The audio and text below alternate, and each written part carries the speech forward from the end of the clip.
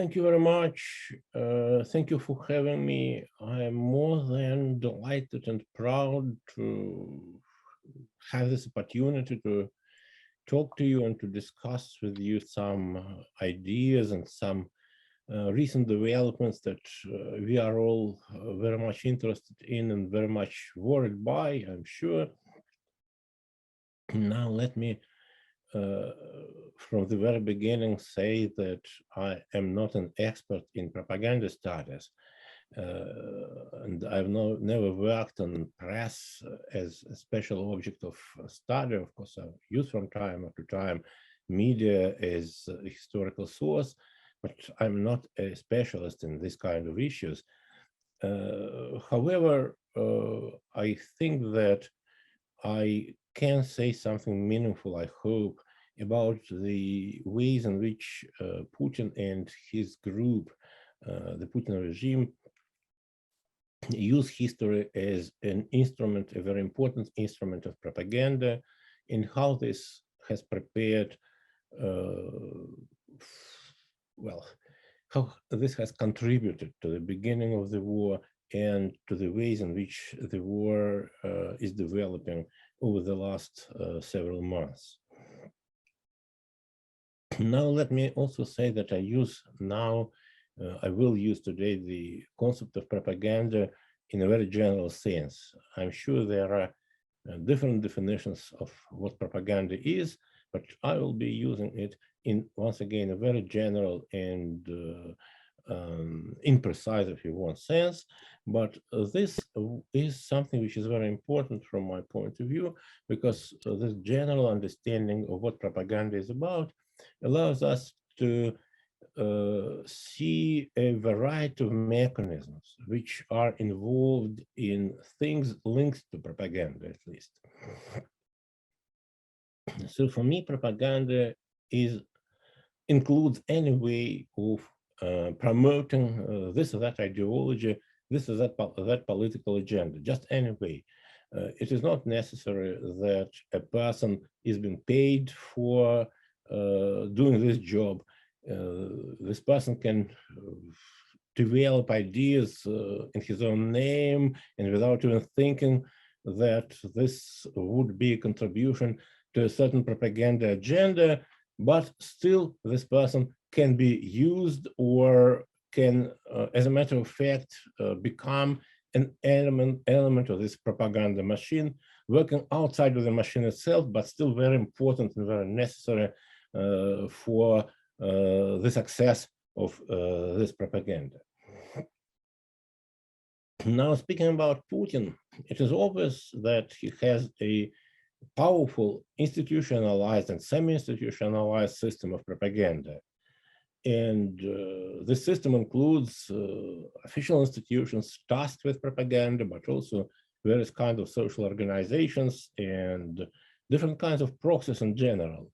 And those proxies, we can find them in Russia, but we can also find them abroad. We can find some people who directly or indirectly, voluntarily, intentionally, or not intentionally, participate in legitimizing Putin's government and his politics in Ukraine. You can find those people even here in the United States. There are plenty of them in Germany, in France, well, all across Europe. And this precisely shows that there is no clear frontier between the propaganda machine and the rest of the world.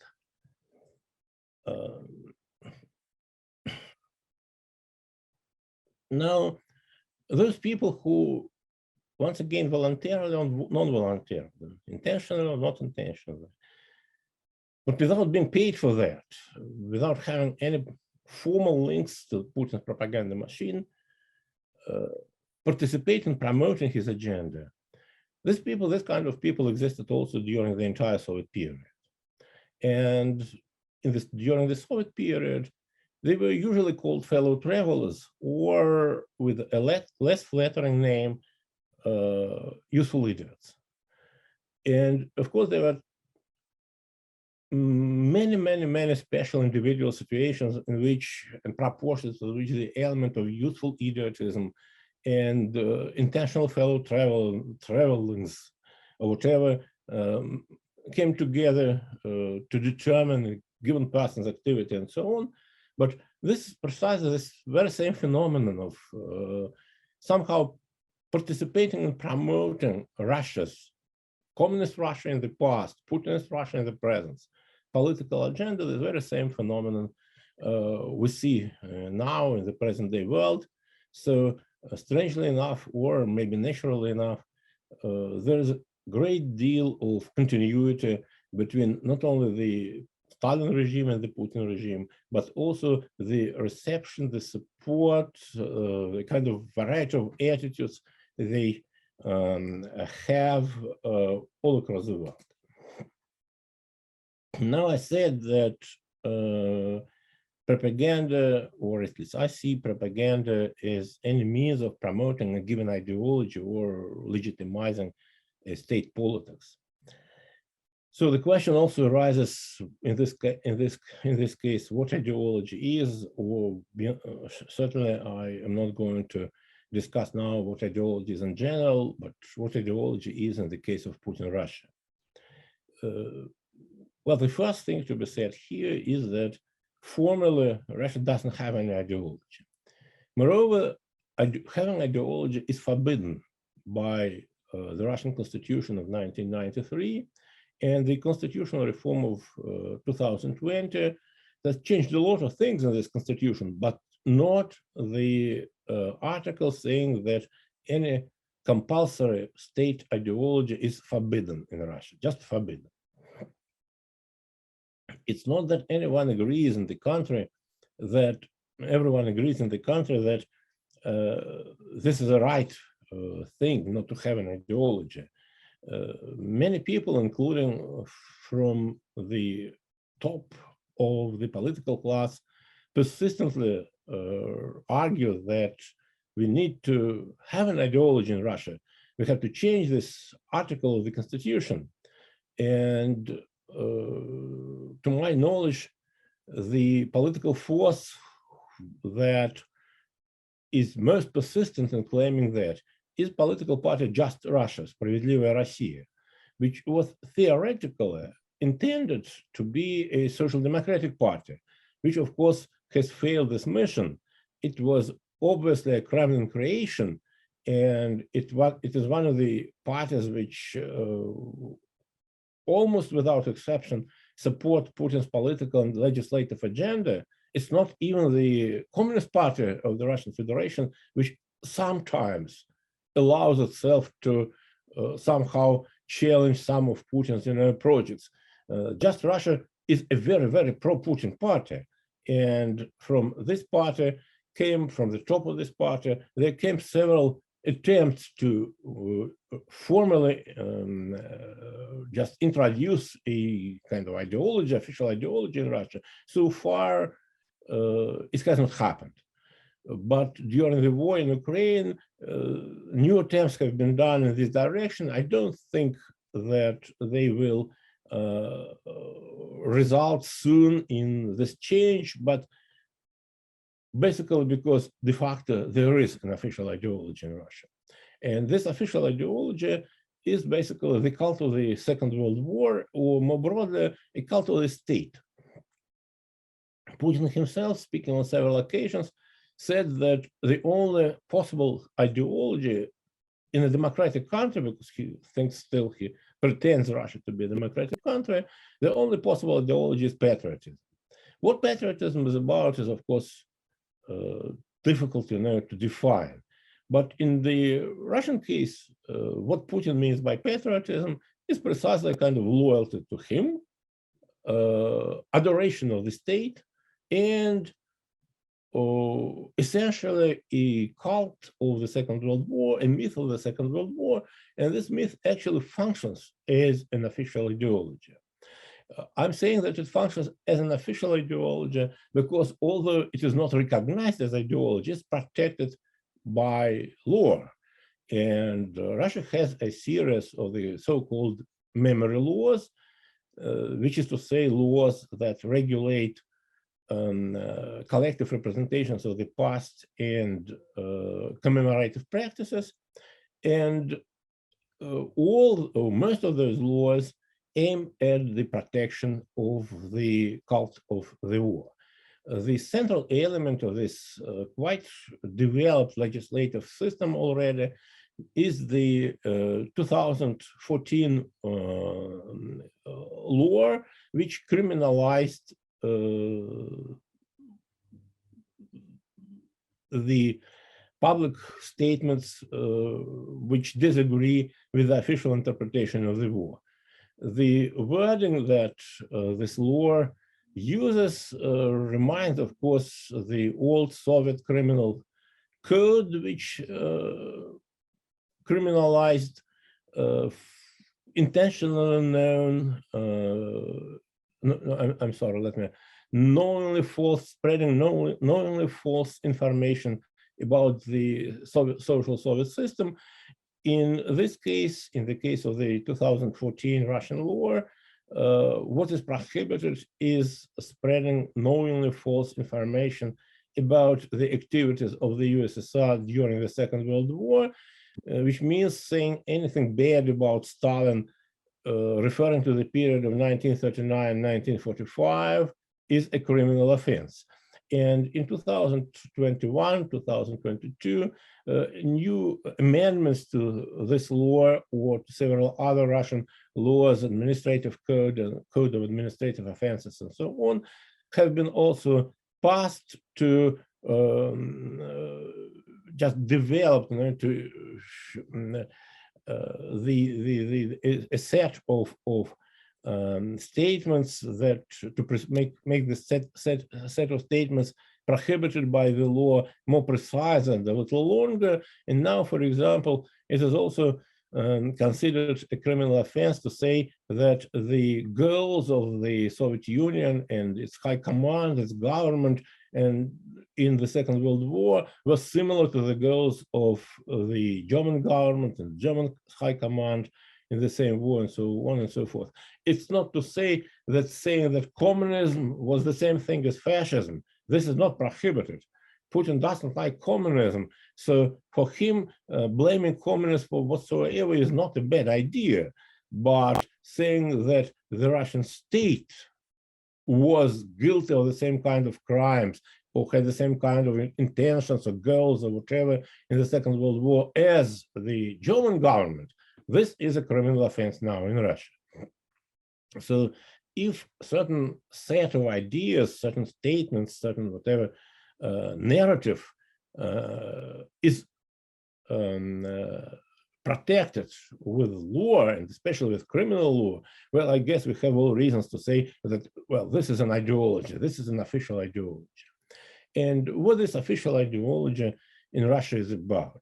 It is about basically old Stalinist myth of the Second World War, which has been slightly modified, just slightly modified in the late Soviet period and in post-Soviet period, but the main tenets of this war remain absolutely the same as they were under Stalin. So the main idea is that Russia was a peaceful country, never an aggressor, peace-loving country, and that it was attacked by Hitler, by an aggressor, and the reason for that was that Russia had something special about that. What was special about Russia has, of course, undergone a very considerable change since Stalin. For Stalin, communism was the most important thing which was special about Russia. For Putin, it's a kind of nature of holy Russia, of Russian Orthodox Slavic civilization, or whatever it is. But in any event, Russia is special, and everyone else in the world, or the West, hates Russia. And fascism is actually considered in both cases as an extreme manifestation of this hatred towards communism Russia, hatred coming from the West, and the West hates us because our existence itself undermines the main principles of the organization of Western society. I'm not going to develop that further. All of us can understand or know well what can be said, to develop this opposition between Holy Russia and this, West, where, as one of the main Putin ideologists, Alexander Dugin, once said, West is the place where the devil fell.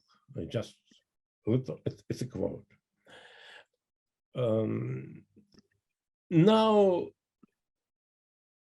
with regard to the present-day international relations, just as it was under Stalin, any anti-Russian force, or even more, not actively pro-Russian force, can be identified with this West, of which the ultimate expression of which is fascist.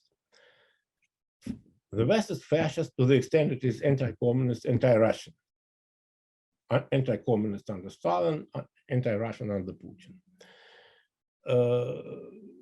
And if we read attentively some formal just speeches or articles given or published by Putin himself or his foreign minister Lavrov or other official people in Russia, we can easily see this very close connection between fascism and the West. Fascism is considered, as it was under Stalin, as the essence of the West, to the extent the West is against Russia or communism.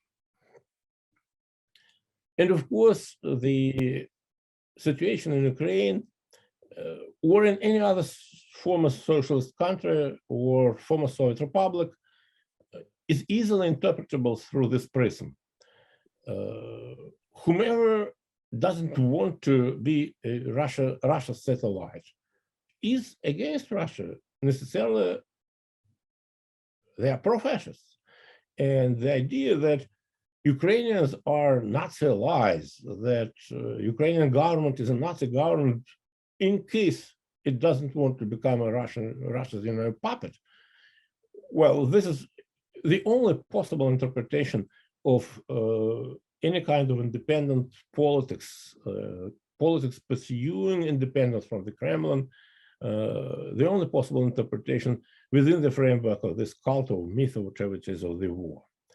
We all know that Ukrainians are regularly called the Nazis by the official propaganda. And one of the formal goals that Putin set for his army when he began the war was to denazify Ukraine. Denazify Ukraine means making Ukraine pro-Russian, nothing else. Interestingly, that, well, I used the word fascism before, and indeed, under the Soviets, the concept of fascism was most often used in this kind of propaganda. Putin and his people definitely prefer the concept of Nazism. Fascism for them is too general a name. After all, fascists can be found anywhere, including in Russia. And we know that Russia really has a very powerful, very strong tradition of fascist thought, and that Putin himself largely depends on this tradition and his understanding of what Russia is.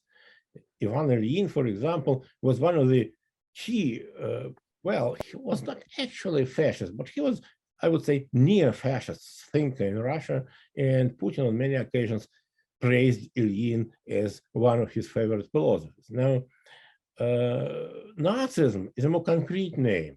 Nazism refers not so much to any kind of far-right fascist or whatever, ideology, movement, and so on. It refers more concretely to Nazi Germany.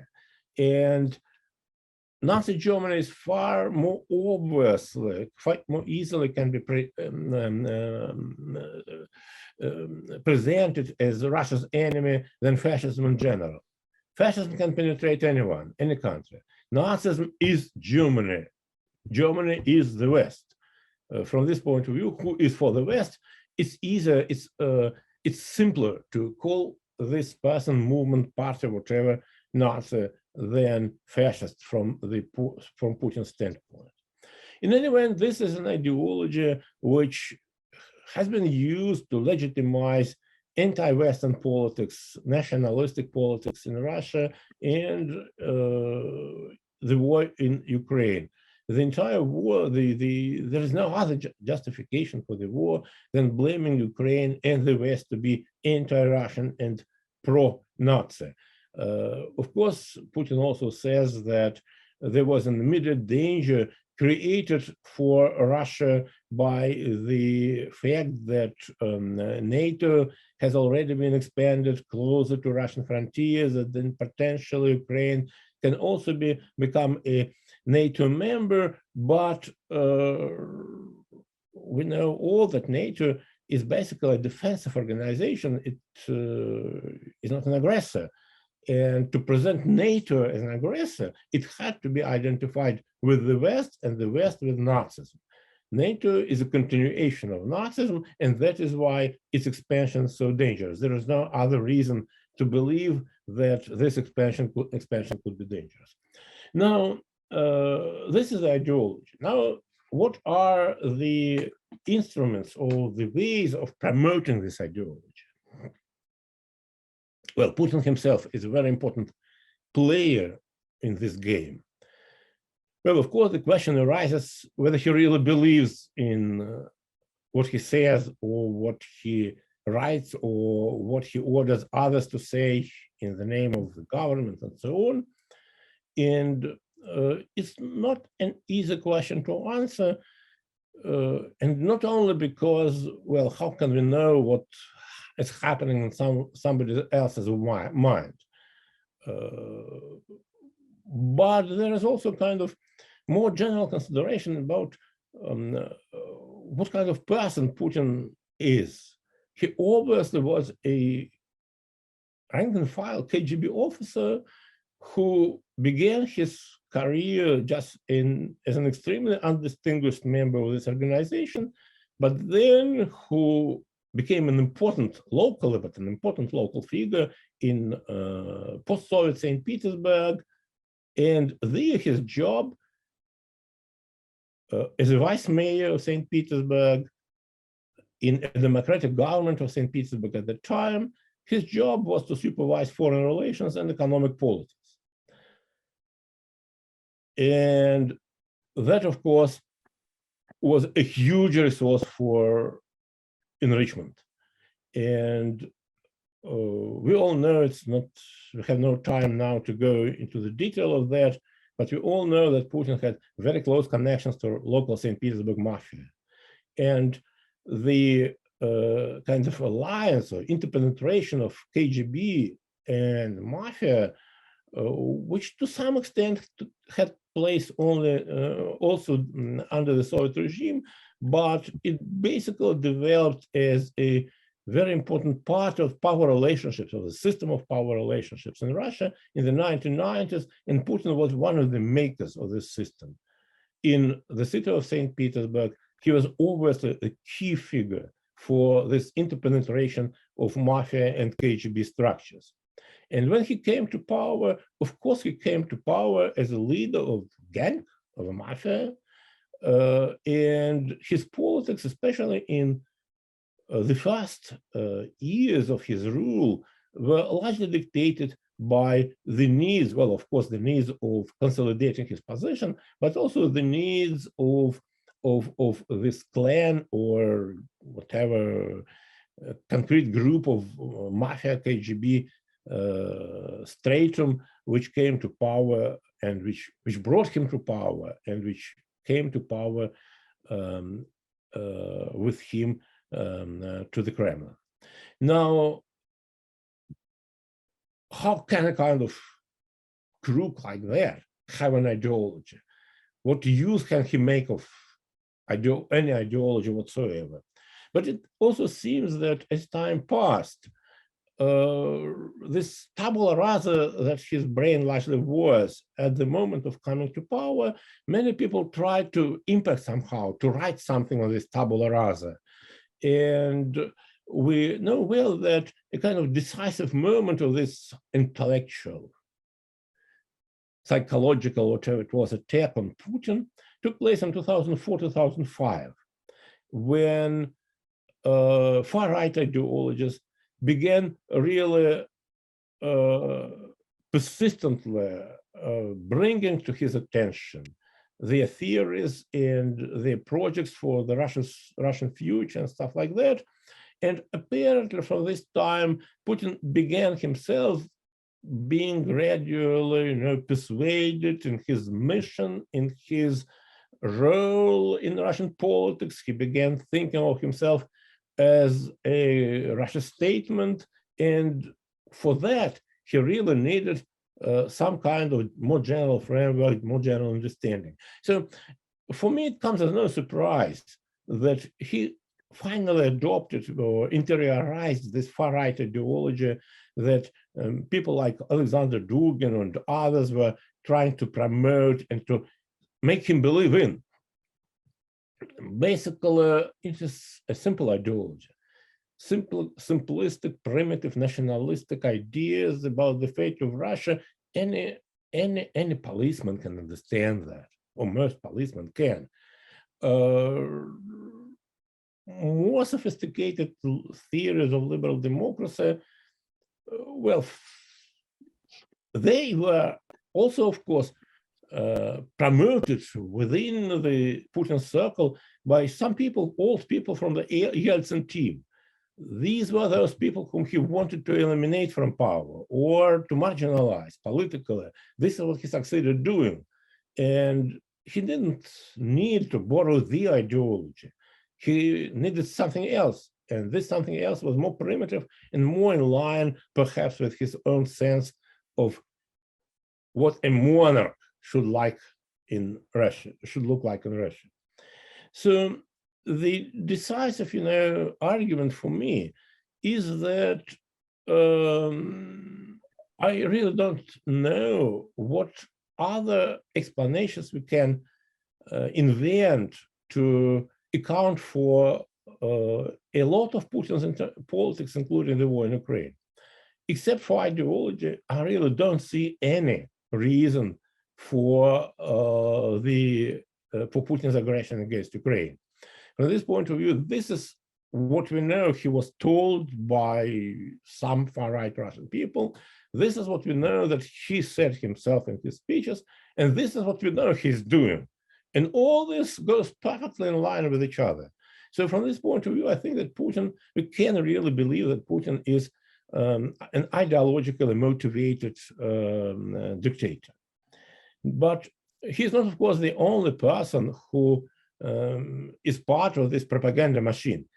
He is the gene, of course, the most important person on whom the functioning of this machine depends, but of course he is not by no means the only one. And this machine includes different people and different institutions. It also, of course, includes presidential administration. I don't have a feeling that today the current presidential administration is very active working out political theories. There was a moment under Surkov when this was really the case. Now I think that this ideology has already been largely formulated, and Kiriyenko and other people who theoretically could be responsible for formulating this ideology, they focus largely on promoting rather than formulating it. They coordinate different efforts to promote it, but not really formulate it. Alongside the presidential administration, and especially the internal politics department of this presidential administration, several ministers play really a key role in promotion Putin's ideology. The government and the prime minister, they are not involved in that almost at all. But several ministers are and heavily involved. First of all, foreign ministry. Lavrov is one of the key people who formulate and promote in his regular speeches this cult of the war. And in fact, I do not know a better text of where this whole ideology, anti-Western militaristic ideology, would be formulated, then his article of, I guess, 2005 or 6, dedicated to the, oh, I'm sorry, 8 or 9, dedicated to the 65th anniversary of the victory over Germany. In any event, foreign minister plays an extremely important role, and not only the minister himself, but also Russian embassies in many countries. And for example, they are monitoring any kind of anti-Russian expressions in those countries, any things which could be done to Soviet war memorials, whether it be in Poland or Ukraine or Czechoslovakia or the Czech Republic or anywhere else, and all that immediately becomes, part of the politics that Russia's embassy in this or that country pursues. So the embassy, the Minister of Foreign Affairs as a whole, is heavily involved in pursuing this propaganda, politics of memory, whatever. Now, the Minister of Defense is equally active. They have a special department which has changed names several times in the course of the last couple of decades, but which is still tasked with the creation of the official cult of the war, official memory of the war, and it really worked hard to marginalize the memorial societies, politics of memory, and trying to create a kind of, to formulate the war cult for the entire Russian population in such a way as to marginalize the memory of repressions, of which, of course, the Memorial Society was the main guardian. Now, the Minister of Culture played an amazingly important role in all that, and that was largely due to the personality of Vladimir Medinsky, who was Minister of Culture for about 10 years under Putin, from 2010 to 2020 or something like that, who himself is very actively involved in formulating this cult of the war and pro-Russian patriotic ideology. He is a historian himself, not so good historian, but still he is a prolific history writer. And as I guess he was appointed Minister of Culture precisely because Putin wanted this minister to work more actively promoting the cult of the war. And under Medinsky, a series of museums were opened, and monuments of different kinds were also created. Most importantly, a series of movies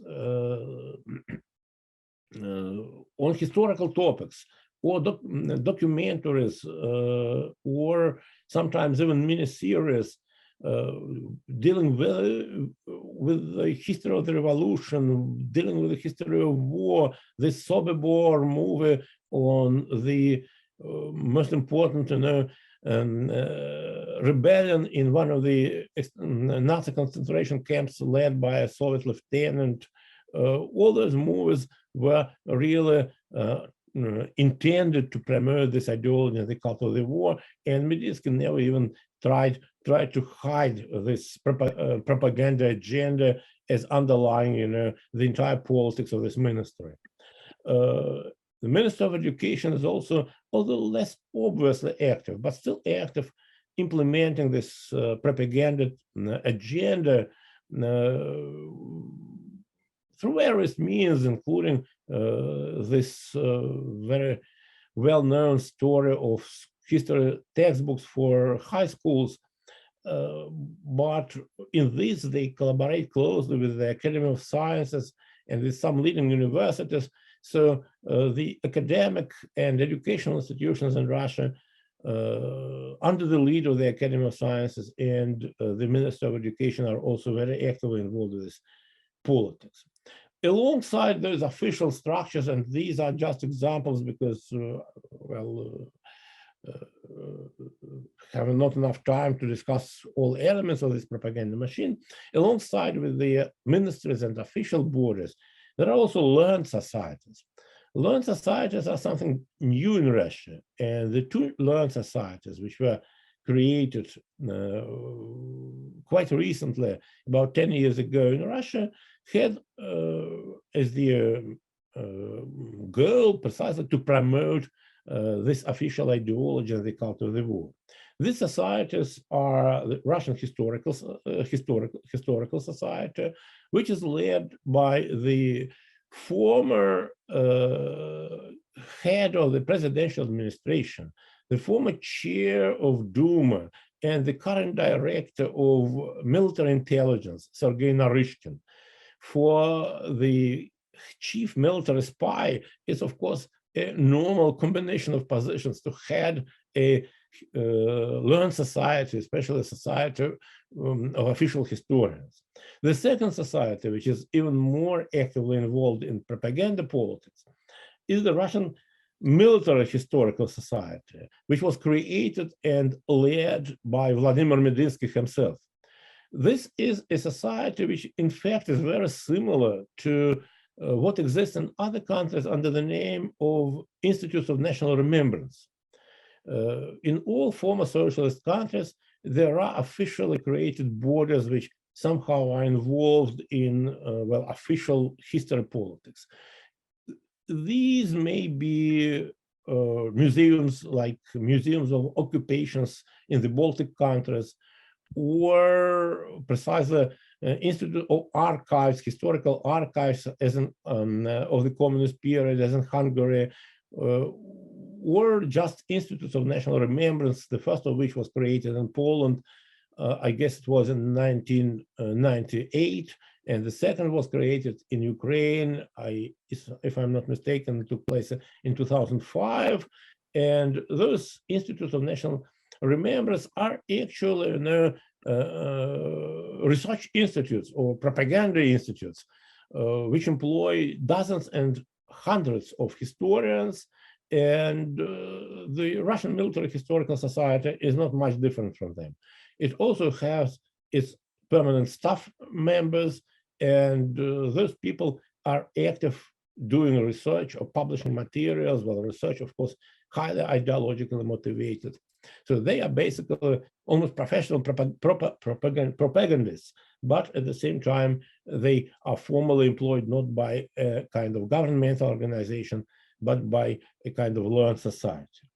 Now, alongside learned societies, there are also different kinds of NGOs and foundations. And the two most important examples here are the World Without Nazism Foundation, International NGO Society, which was created 12 years ago by then highly influential politician Boris Spiegel. Boris Spiegel then had well, a lot of troubles. He was accused of actually criminal activities, and now this NGO, international NGO, World Without Fascism, is not tremendously active without him. He's in jail. But another foundation of the same kind, Historical Memory Foundation, under the leadership of someone called Alexander Dukov, is tremendously active. And it was founded, I guess, in 2008 or 2009 under Medvedev.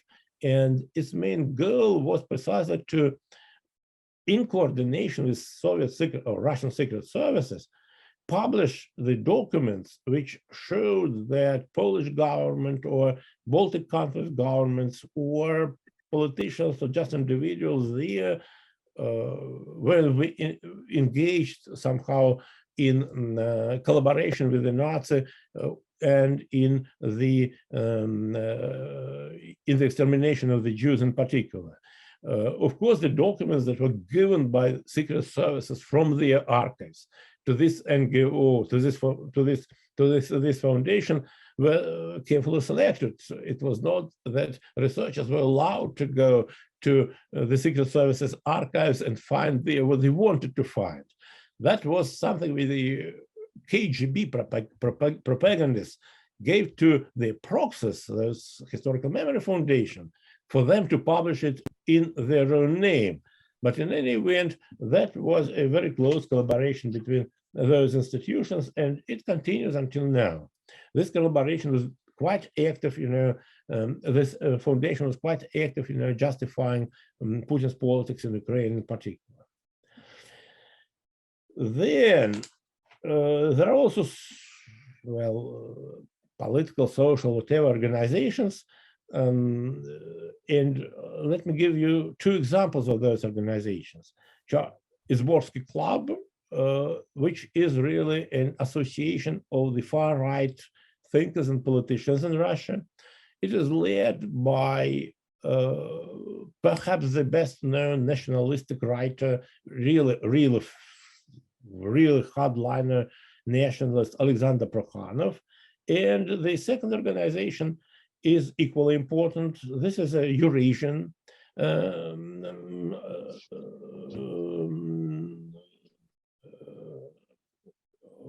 Eurasian, what was that?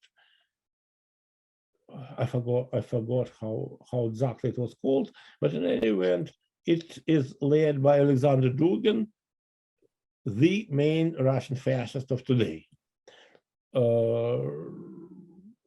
So you see, there is a wide variety of different kind of organizations in Russia which participate in this propaganda. I'm not talking now about schools or, once again, media, because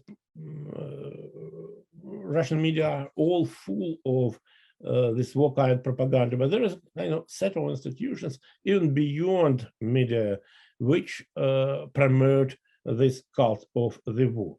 Now, before I turn to, I need another maybe 2 minutes or 3 minutes to talk about the reception of this propaganda, and then another 2 or 3 minutes to talk about how this propaganda is being handled abroad. So,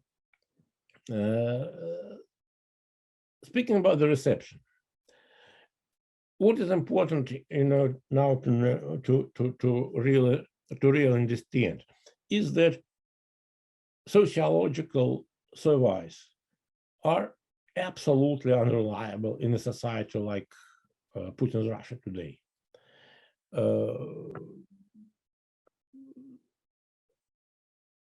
It is not a very recent development, because the gradual development of this repressive regime for quite a while already made many Russian people not very willing to respond to sociological surveys.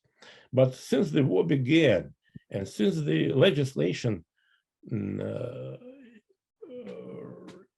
was approved criminalizing any falsified information, spreading any falsified information about the activities of the Russian army, expressing some of the things or their thoughts about the war in Ukraine, has become simply a criminal offense. Either you say what the official propaganda says, or you better shut up because you risk to go to jail. Theoretically, those sociological surveys are anonymous. But if a sociologist knocks at your door, she or he, of course, knows who you are. It's easy to find out. Or if she or he, the sociologist, calls you on your mobile phone, and this is how most sociological surveys are being conducted in Russia, of course, nothing is easier than to identify the owner of this telephone.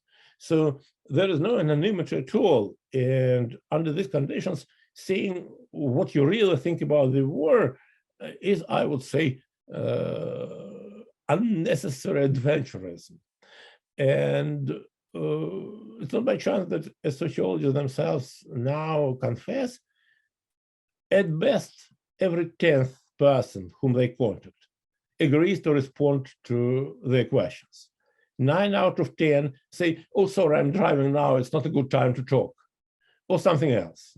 Yeah, which means that we really don't have any statistical meaningful information about what the Russians think about the war, the so-called Great Patriotic War, and the current war in Ukraine. We simply don't know that.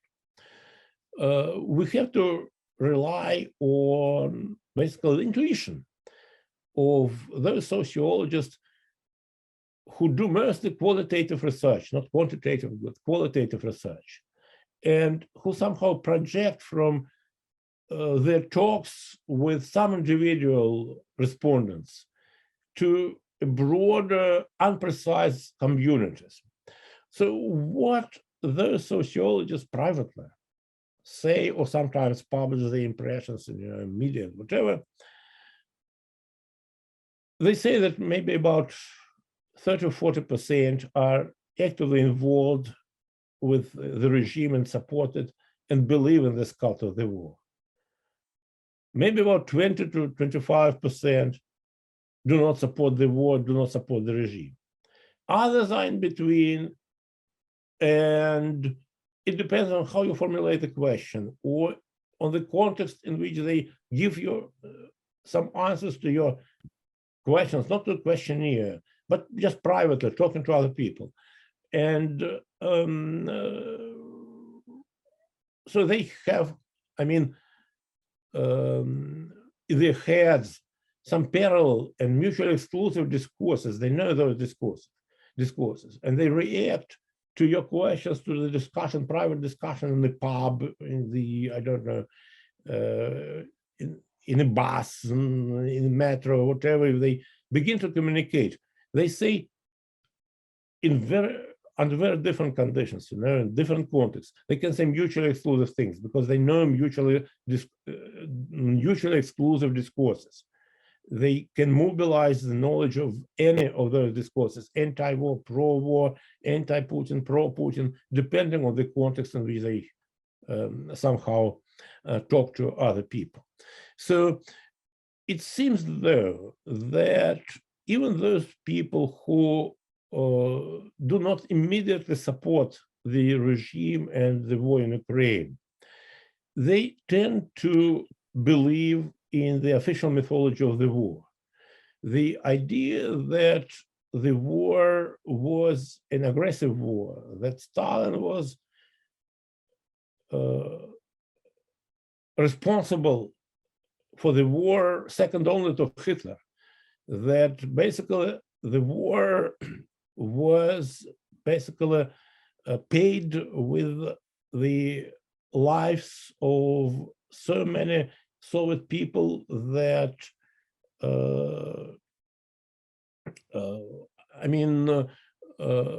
it can hardly be considered as a war which was won because of the union between the state and the people and the nation, the government and the nation. It was rather kind of a way in which the government cynically exploited the nation and national feelings or whatever to keep power in this country. Those kind of ideas are not very, very widespread in Russia. So the mythology of the war seems to be more popular, more widespread in Russia than the support to the Putin regime and to the war in Ukraine. Once again, these are hypotheses based largely on some kind of intuition. We have no reliable figures to support those hypotheses, and they can very well be false, but in any event, this is the only thing I can say speaking to that point. And the very last topic that I want to somehow to cover was the not even the reaction or the participation some of the political forces and individuals and institutions in promoting Putin's propaganda abroad. This is an extremely important thing. I doubt whether there can be a successful propaganda in a country as large as Russia and in a country as integrated historically into the Western, civilization as Russia is and what has been. I doubt whether there can be a kind of massively shared ideas among the population of this country, which would not be to some extent consonant with what people think about Russia in other countries. I'm not sure about North Korea. I don't know how North Koreans feel about the rest of the world. But speaking about Russia, I think that the idea that there are people who think just as we do in other countries, that many people in the West also feel sympathy with us, support us, and so on, they can hardly be a successful propaganda within Russia without the propaganda machine being able to refer to some sympathies to Russia abroad and especially in the West. And from this point of view, it's very interesting to see the list of experts of the Valdai Club, one of the main centers of the propaganda system of the Kremlin now. You'll see a lot of international experts, and interesting to see who exactly they are. And also the fact that in the West, many forces and many individuals express their support, or at least understanding of some of the aspects of Putin's politics and Putin's call to the war is also very crucial. Without people like the late Stephen Cohen or John Mearsheimer, now professor of politics at the University of Chicago, or other people like that in the West, the success of Putin's propaganda in the West and domestically would not be as impressive as sometimes it is now. So these foreign sympathizers with Russia, or at least foreign scholars who pretend to do, so to say, objective analysis of Russia's situation, but who in fact try to find a balance between pro-American and anti-American positions, pro-Russian and anti-Russian, saying that both extremes are extremes, but we have to find, to deal with some real existing situations, real existing interests. We should not believe, in those extremist interpretations. Those people also make their contribution to the gradual penetration of some ideas dear to Putin's propaganda into the Western society, and they return back from Europe or the United States back to Russia and also contribute to the Kremlin's, well, relative but still impressive success. Well, sorry I took a little more time than I was expected to, but I'm done now.